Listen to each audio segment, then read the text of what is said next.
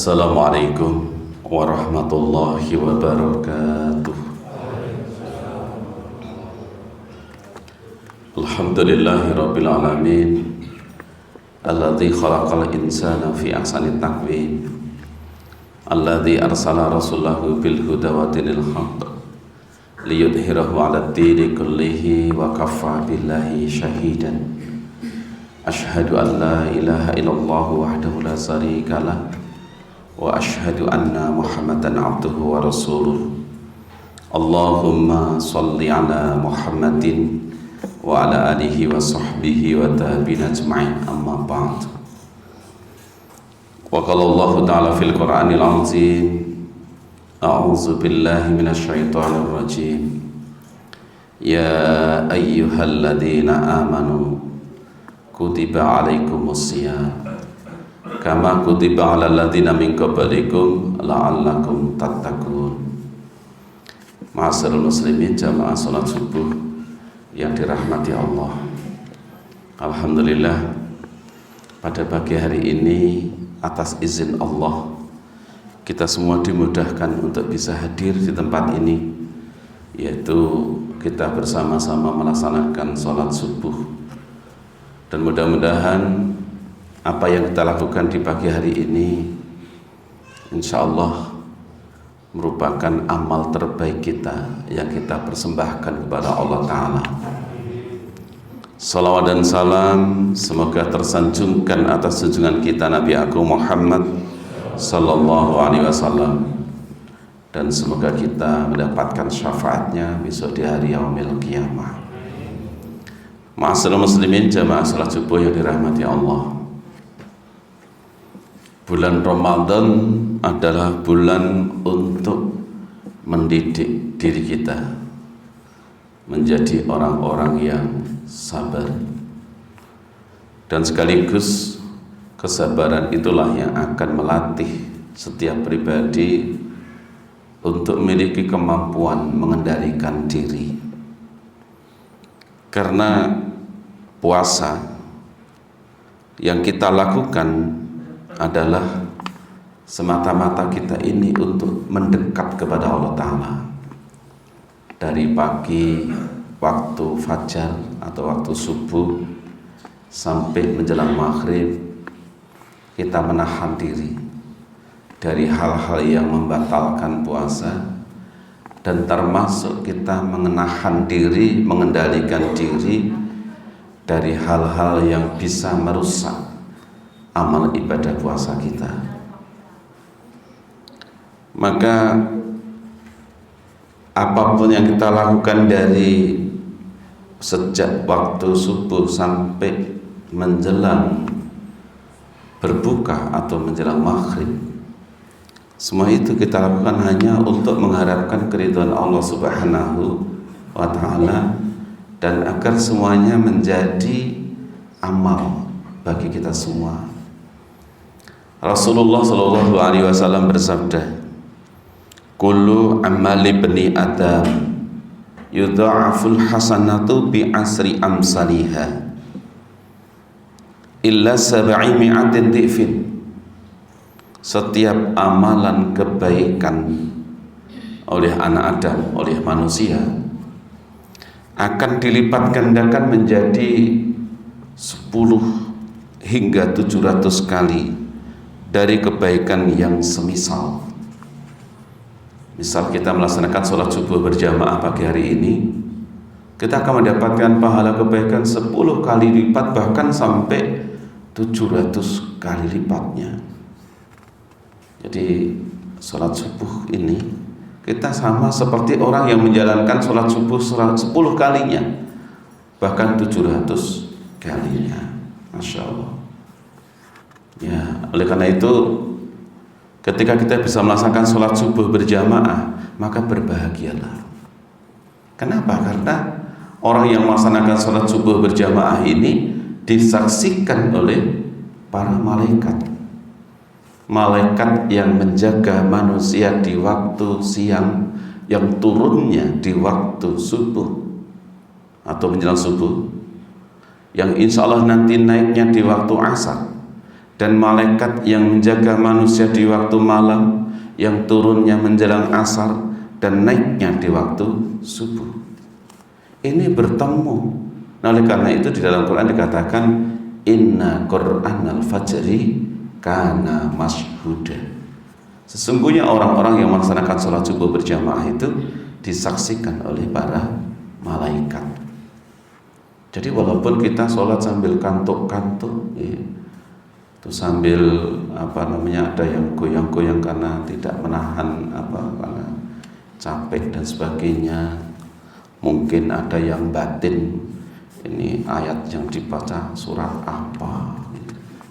Ya, ada yang tetapi karena berjamaah inilah dihitung pahala sempurna 27 derajat. Masya Allah.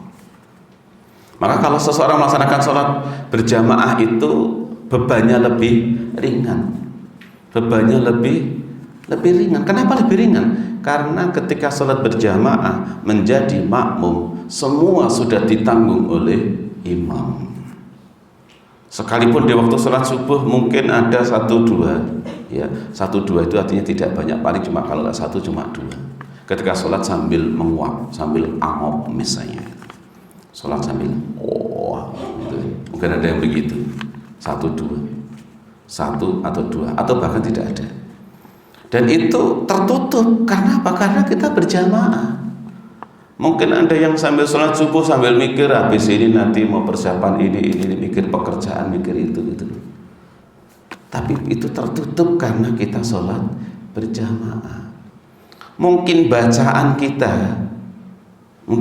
kita ada yang kurang sempurna. Ya mungkin itu karena bisa jadi tertutup karena kita sholat berjamaah. Nah, karena itu sholat berjamaah itu bebannya lebih ringan.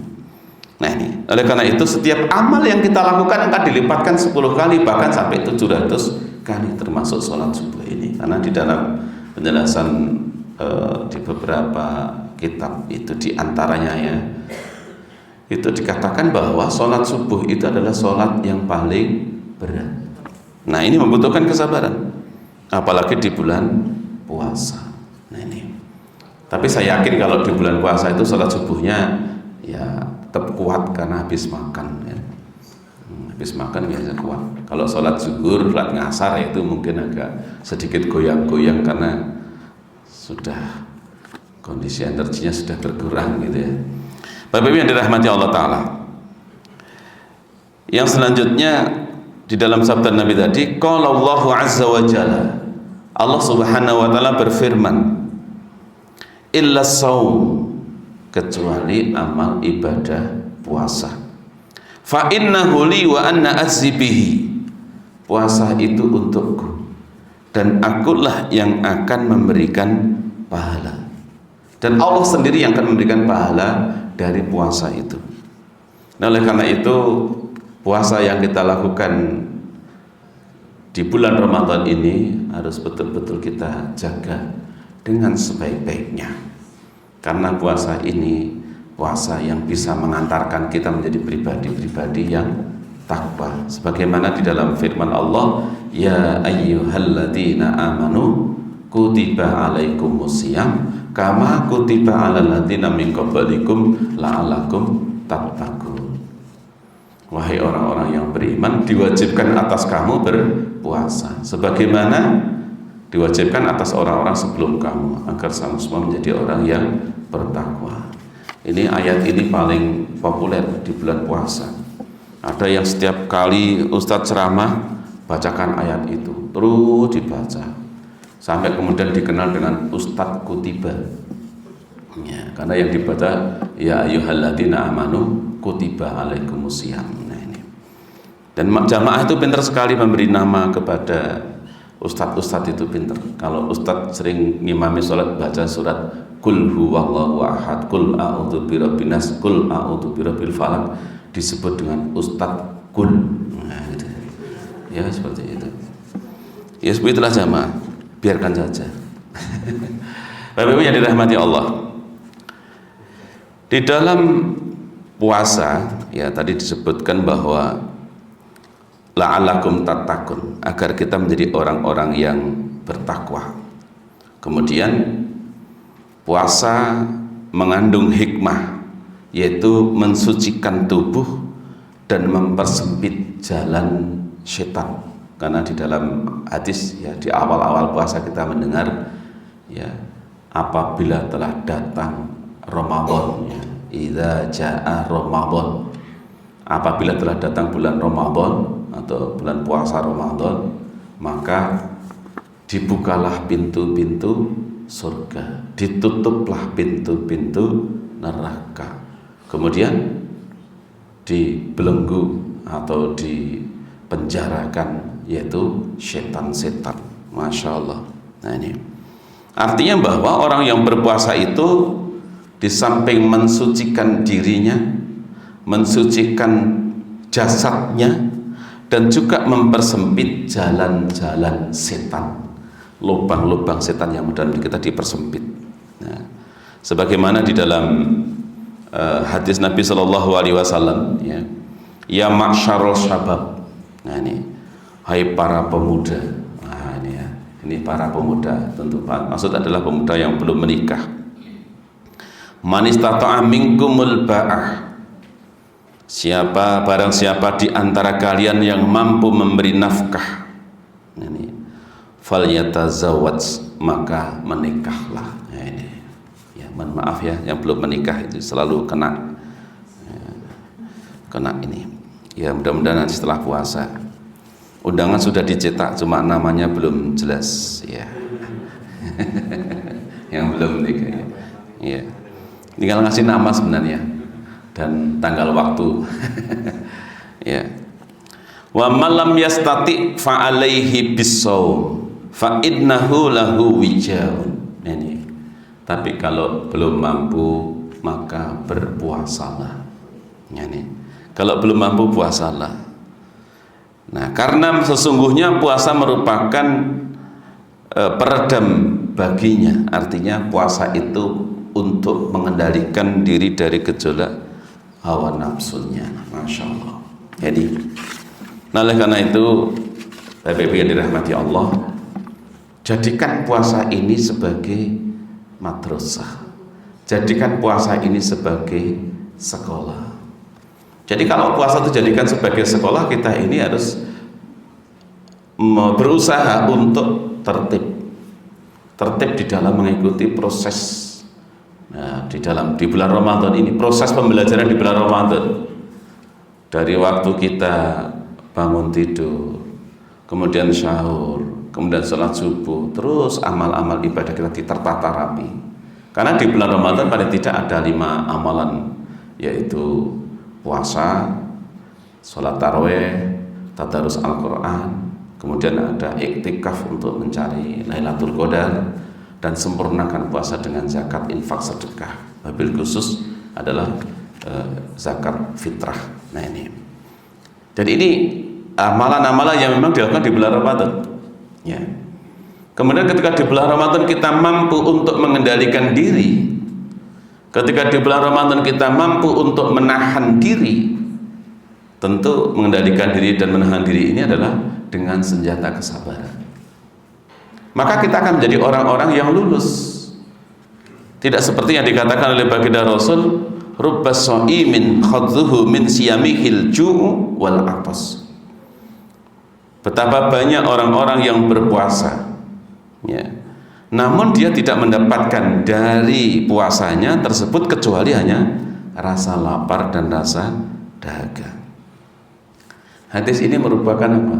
Peringatan, warning, ya, agar puasa kita tidak sia-sia, agar puasa kita ini berpahala, sebagaimana yang disebutkan di dalam hadis yang lain. Kalau Rasulullah Shallallahu Alaihi Wasallam, laisa siyam minal akli wasurbi wa innama siyam minal lahwi warofasi. Bukanlah yang dikatakan puasa itu hanya sekedar menahan dari makan dan minum.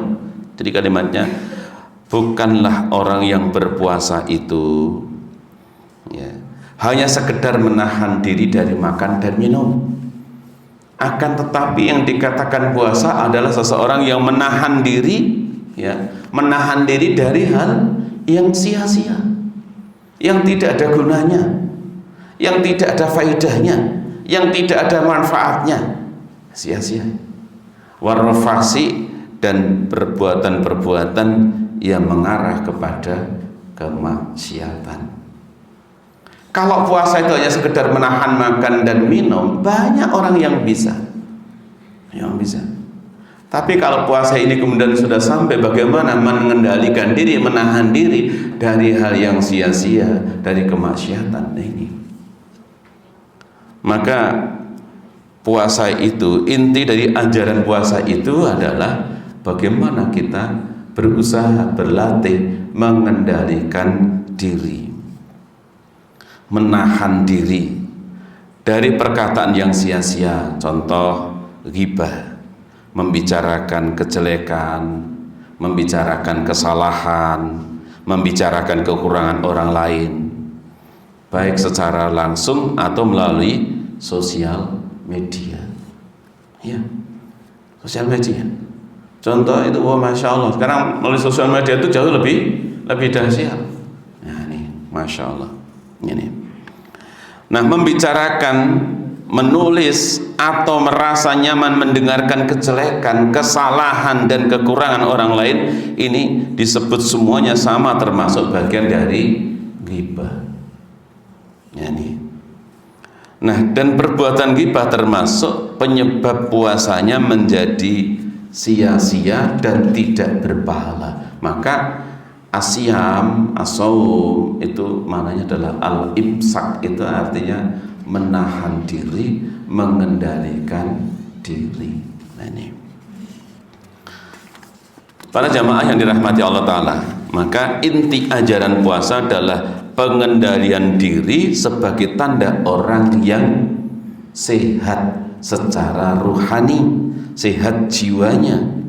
Karena bila proses pengendalian dirinya terganggu, akan mengakibatkan gangguan di alam pikir, gangguan di alam perasaan, dan gangguan di dalam perilaku. Sebagai contoh, ketika seseorang tidak mampu mengendalikan diri dari makan misalnya, tidak mampu mengendalikan diri dari makan dan minum, maka yang terjadi adalah banyak mengakibatkan karena pola makan, pola hidup, ya, makan minum yang tidak teratur, itu justru akan mengakibatkan persoalan-persoalan serius di dalam dirinya.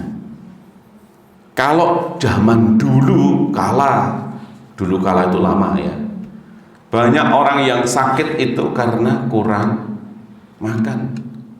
Tapi kalau sekarang banyak orang sakit karena kelebihan makan. Inilah pentingnya mengendalikan diri. Ya. Contoh, ada orang yang orang yang menghadap ketemu dokter, dokter mengatakan, tolong kurangi ini, kurangi ini, kurangi ini, kurangi ini. Begitu. Ini kenapa? Karena ternyata itu menjadi penyebab. Oleh karena itu puasa itu adalah mengendalikan diri. Apakah makan tidak boleh? Oh, boleh. Tapi makan itu jangan berlebih-lebihan. Jelas di dalam Quran, kulu wasrobu wala tusrifu. Makan dan minumlah, jangan berlebih-lebihan. Karena sesuatu yang berlebihan itu tidak baik. Contoh misalnya, pakaian lebih kecil, ya enggak bagus. Ya, pakaian lebih besar, misalnya pakai peci kok lebih besar, ya enggak bagus juga. Itu. Ya yang bagus yang bagaimana? Yang sedang-sedang, ya, yang pas-pas saja, yang sedang-sedang. Sebagaimana Rasulullah itu sering mengingatkan, lakukan amal yang sedang-sedang saja.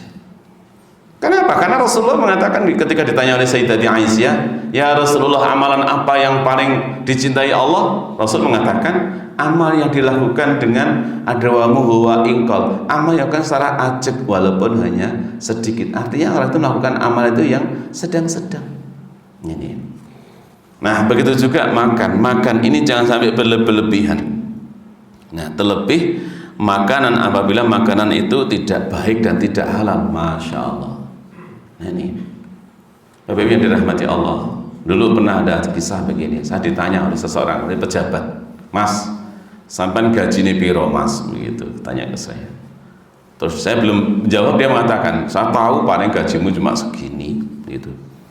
Tapi gajimu sedikit, ya, penghasilanmu sedikit, artinya gajinya dikit, tetapi kamu rezekinya banyak katanya. Saya itu gajinya banyak, tapi rezekinya sedikit. Gitu. Kenapa? Ya. Dia mengatakan, saya tuh bayarnya banyak, gajinya banyak karena dia pejabat.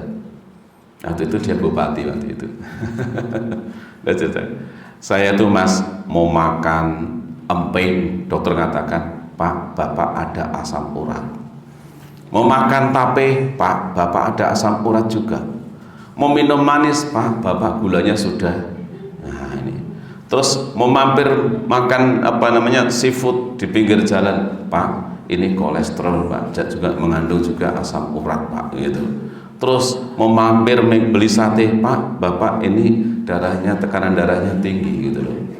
Terus mau makan apa? Lah akhirnya apa? Saya hanya disuruh makan nasi putih, kemudian minumnya air putih gitu.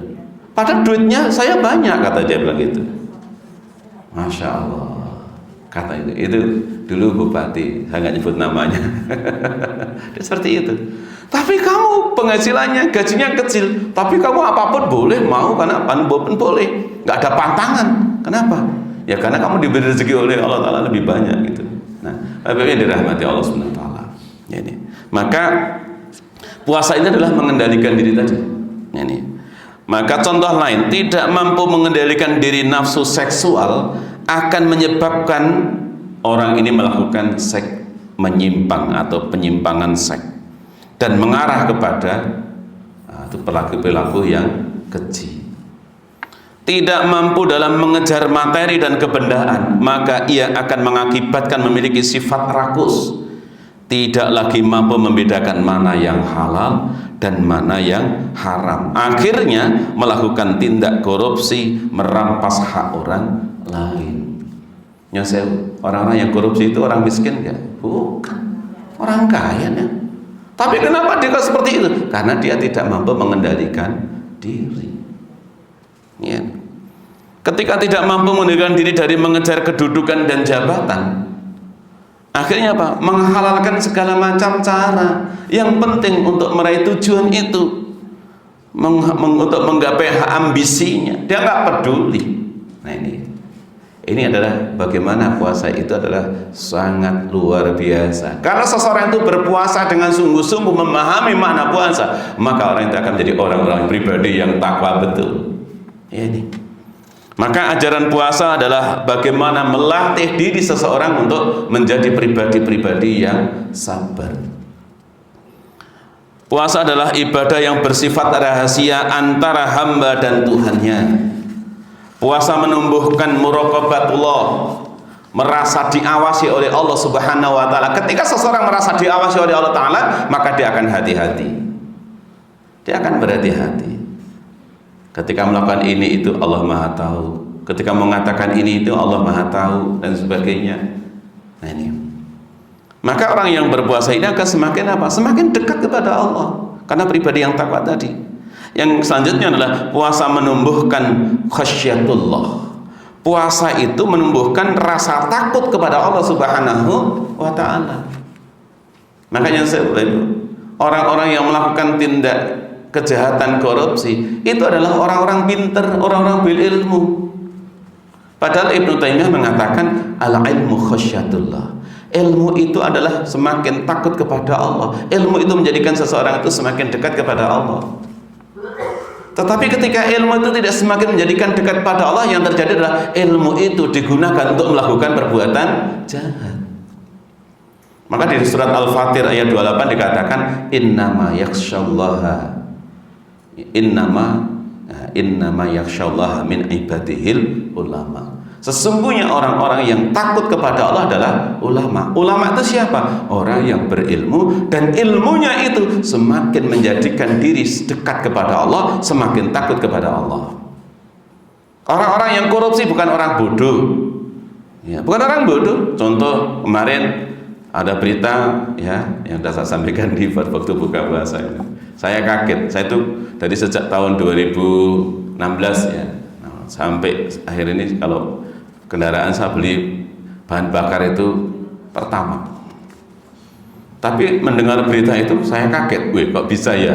Nah akhirnya saya datang ke SPBU, saya tanya sama mas yang jaga itu, mas saya mau beli bahan bakar oplosan. Kaget dia, nggak jual pak. Ya itu yang diberitakan itu.